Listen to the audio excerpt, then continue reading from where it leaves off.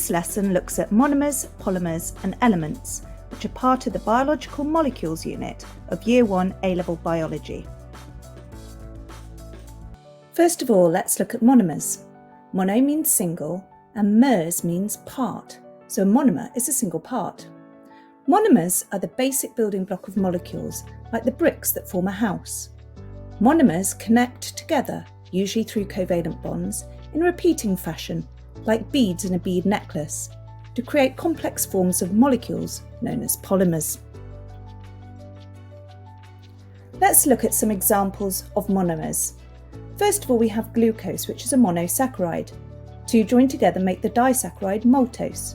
Many, usually between 40 and 3,000 monosaccharides joined together, make polysaccharides, for example cellulose, which is found in plant cell walls.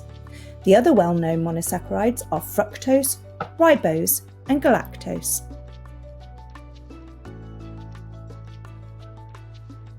Another type of monomer is an amino acid. Two amino acids join to make dipeptides. A short chain of amino acids are peptides.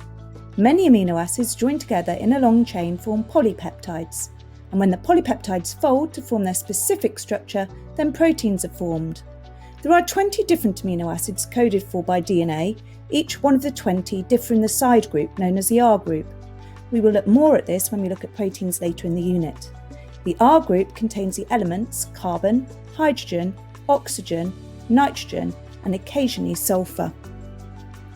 Nucleotides are the individual monomers that make up the nucleic acids DNA and RNA. They have three main components: a sugar, a phosphate group and the nitrogenous base. Nucleotides join together to make nucleic acids. Now let's look at polymers. Poly means multiple and mers, as mentioned previously, means parts.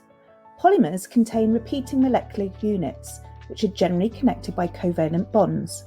Polysaccharides are joined by glycosidic bonds, polypeptides by peptide bonds, and nucleic acids by phosphodiester bonds.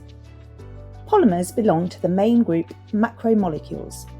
Macromolecules are large molecules that are formed by the joining of smaller units. Lipids are usually regarded as macromolecules, but they are not regarded as polymers, as lipids are not made up of repeating units. They are made up of different molecules. Triglycerides are made up of glycerol with 3 fatty acids joined to it by ester bonds.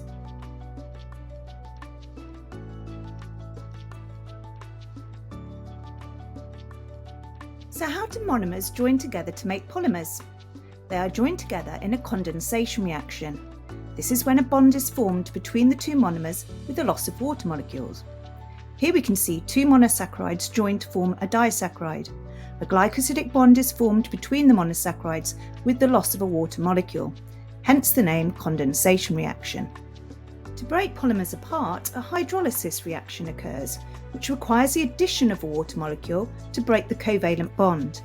Here you can see a disaccharide being broken down to two monosaccharides by the addition of water. Hydro means water, lysis means to split. So far we have mentioned the biological molecules, carbohydrates, proteins, lipids and nucleic acids. You need to know which elements make up these molecules. To remind you, elements are chemically the simplest substances and hence cannot be broken down using chemical reactions. Carbohydrates are made up of the elements carbon, hydrogen and oxygen, and they can be represented by the formula CH2ON, where N is the number of carbons in the molecule. In other words, the ratio of carbon to hydrogen to oxygen is 1 to 2 to 1. Lipids are also made up of the elements carbon, hydrogen and oxygen, but they contain many more carbon and hydrogen atoms due to the long fatty acid chains. Proteins are made up of carbon, hydrogen, oxygen, nitrogen and a little bit of sulfur. Only 2 of the 20 amino acids coded for by DNA contain sulfur. Nucleic acids are made up of carbon, hydrogen, oxygen, nitrogen and phosphorus. Plants make glucose in photosynthesis, so to make proteins and nucleic acids, they need to get the nitrogen, sulfur and phosphorus ions from the soil. We have now looked at the concept of monomers and polymers and the importance of condensation and hydrolysis reactions in a range of biological molecules. We've also looked at the chemical elements that make up biological molecules,